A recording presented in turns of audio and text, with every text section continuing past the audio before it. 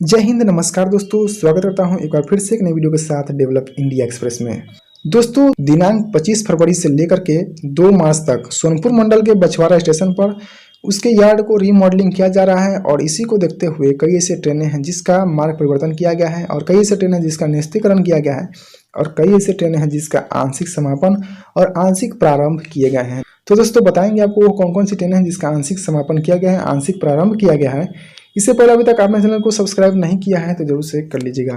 चलिए वीडियो को शुरू करते हैं। दोस्तों, इस लिस्ट में पहली ट्रेन है ग्वालियर से बरौनी के लिए चलने वाली ट्रेन नंबर 04185। यह ट्रेन 24 फरवरी से लेकर के 1 मार्च तक समस्तीपुर में ही समापन हो जाएगी, आंशिक समापन हो जाएगी। अगली ट्रेन है ट्रेन नंबर 04186 बरौनी से ग्वालियर को चलने वाली। यह ट्रेन 25 फरवरी से 2 मार्च तक यह ट्रेन समस्तीपुर से ही प्रारंभ की जाएगी। अगली ट्रेन है ट्रेन नंबर 07005 हैदराबाद से रक्सौल के लिए चलने वाली। यह ट्रेन सिर्फ और सिर्फ 25 फरवरी को बरौनी में ही आंशिक समापन की जाएगी।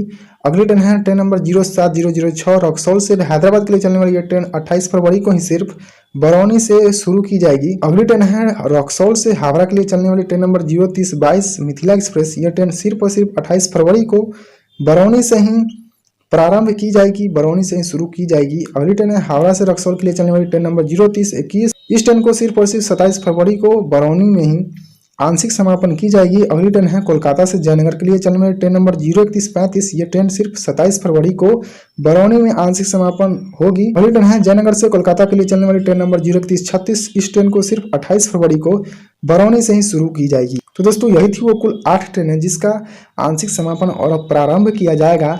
उम्मीद करते हैं कि आपको इसके बारे में सारी इन्फॉर्मेशन मिल गई होगी। अगर वीडियो पसंद आया है तो जरूर से लाइक कीजिएगा और शेयर कीजिएगा। मिलते हैं किसी अन्य वीडियो में, तब तक के लिए जय हिंद, जय भारत।